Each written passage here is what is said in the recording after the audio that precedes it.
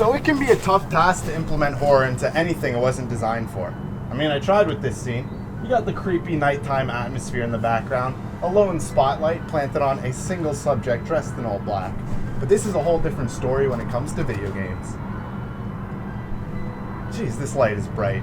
Horror games are absolutely fantastic, but they're a hard type of genre to get right. You can't just throw in a bunch of zombies and jump scares at the player and expect that to work. You have to make a game truly scary to play. And that's one thing to do in games that are designed around horror, but how do you achieve this in a non-horror game? In other words, how do you design a section of a game that scares the player and a game that isn't designed to scare the player? That's what we're going to look at today by using two specific examples from two different games. So before we get started, as always, if you are enjoying the content and want to see more of it more frequently, then consider giving the video a like and the channel a subscribe to know when the new videos are out. Alright, let's get scary. Half-Life 2, the first game we're looking at. What a game! What a game! I could go on about this game, but that's not what this video is about. In the story, we first start off by running away from the Combine that keeps on chasing you for the first few levels. You eventually get to the first safe level in the game where we enter Black Mesa East, a hideout of sorts that a bunch of people that you know are living there. And what better way to introduce horror into a game than by having it interrupt the safe section of a video game? Let me show you. So Alex, right, is showing you around the lab for a bit, giving you a warm welcome into these underground tunnels, and then stops by this one tunnel that is not lit up, where a big gate is locked off at the end. And she clearly makes an attempt to make note of this place. That's the old passage to Ravenholm. We don't go there anymore.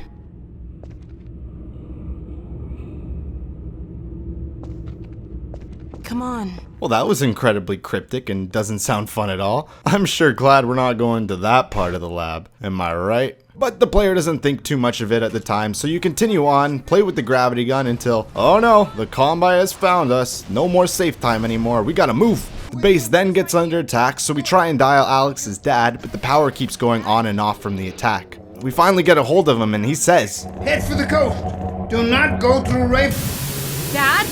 Dad! Huh? Did you mean Ravenholm? Is that what you're gonna say? Okay, well clearly this place has a reputation, so don't you worry. I sure as hell am not going there. I don't know what's there, but I don't want to know what's there. Luckily, we have a giant robot dog with us, so we continue to move on, but damn, now some rubble has blocked me from Alex. I can't leave my father! Dog, take Gordon to the Ravenholm tunnel, then circle around and try to meet up with me. Hurry! Wait, circle to the Ravenholm tunnels? Oh no, you mean we gotta go there? The place that we've heard so much about and have been told to stay away from? Okay, I guess it's the only way. Oh, dog, you're staying here too. Even you're scared to come this way? A big tough robot dog? And now the stage has been set. You heard a lot about this place, but you have no idea why it's so infamous, and that creates genuine fear for the player. But it is the only way, so you continue down the hallway, and it's clear that this tunnel has not been used in a while. There are many stop signs, and it's barricaded with various things. Really great environmental storytelling at this phase. And at the end of the tunnel, you see a security system that is keeping an eye on Ravenholm. What? What is this? What are you guarding yourselves from in Ravenholm? You walk a bit closer, and oh jeez! A head crab. That just fell down next to the skin body? What is going on here? You go up the ladder and we're finally here. We don't go to Ravenholm. Yeah, you could say that again. Just look at the framing in this very first scene of Ravenholm. You first see a lone tree with some crows on it that immediately squawk and fly away. The tree also has a spotlight on it, highlighting a pair of decapitated legs swinging from it. This clearly draws your attention to this horrifying image. You enter a first building and see a decapitated person that's been sliced by a saw blade, still playing into this whole mystery horror as to what is going on here. You turn the corner and everything is answered. A headcrab invasion has occurred in the city at one point and has turned everybody into zombies. This creates the perfect atmosphere in this level, a dark and torn apart town you now have to pass through. And that was Half-Life 2, so now we're going to move on to another game that also coincidentally starts off with an H. And we're talking about the horror aspects in both these games. And horror also starts with an H. I swear I didn't plan this. Halo Combat Evolved, the original Halo game. You get dropped into this rather creepy alien jungle at one point, and then you get briefed about your mission. The last transmission from the captain's dropship was from this area. That was over hours ago. When you locate Captain Keyes, radio in, and I'll come pick you up. Alright, so now the stage has been set. We have to find our captain that has now been missing for 12 hours in this very creepy jungle with ominous music behind it. Hope nothing bad has happened to him. Like most good horror movies, everything starts off pretty normal. You're just shooting the typical aliens that we're all used to. So whatever, maybe the aliens just captured the captain. But then we see them running away and scared from something. And they're being shot at by human bullets. But when you take a look, there's no one there. Huh. Weird, but maybe it is the humans, who knows. You notice that as you enter this building, there is clearly only one entrance to it. And then you keep going down and deeper into these tunnels. Well, I sure hope down here everything goes to plan, let's say. And at the start, it does. You see a room with normal alien enemies. Take them out, like no big deal, let's move on. But then you get to a hallway that you clearly haven't been before, and it's looking a bit odd from what you're used to. There is blood absolutely everywhere, and the aliens are splattered around the floor. Like, what is this? Surely the humans didn't do this. They're torn apart. Then you see a green substance dripping. You've never seen that before at this point.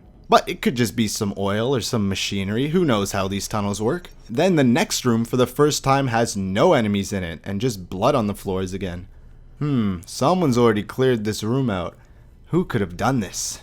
And you're also alerted to danger with this flashing light, clearly indicating that something is wrong here. But you know, everything at this point still technically could have been done by your friendly Marines. It would be a bit odd and a bit out of character, but still possible. Then everything changes when you meet one of your Marines down there. Stay back! Stay back! You're not turning me into one of those things! I'll blow your brains out! Get away from me! Ah! Ah! Don't touch me, you freaks! I won't be like you, I'll die first! He looks like he's seen some shit, man. He seems traumatized, acting irrationally, not knowing what he believes is true or not. And it only gets worse from here. And then we see a lot more of this dripping goop with even more destruction in the ground. So clearly at this point, these aren't coincidences. Something is wrong down here. What the hell is going on? And then the reveal. You take a camera chip from one of your dead Marines that you find and continue to watch the Marines and the captain go through all the areas that you've just explored. And they're doing the same thing that you just did, just at an earlier point in time. Oh, what the hell? What? Jeez, what is this? Wait a sec. If everything else that I saw in these tunnels, they also saw, then that means if they saw those tiny aliens in this room, and now I'm in that same room. What? Yep, okay, there are zombie aliens down here, alright, yep. Just what a beautiful build-up and execution. The beauty of this build-up is that the player is questioning whether he is making all this stuff up in his head, or if, yeah, something's actually not right in these tunnels. And that's what kind of makes both of these so effective, the build-up combined with the revealed mystery. And horror games do use a lot of these elements as well, but in those games you are expecting the unexpected, which is fine, but having a build-up and a reveal in a non-horror game can amplify the scares and the horror atmosphere, since the player doesn't really expect something like this in this type of game. So the moral of this whole story is expect the unexpected even when it's unexpected. And if that's the case, then expect the unexpected, even when it's unexpected. And if you're not expecting that, expect that to, just expect the unexpected.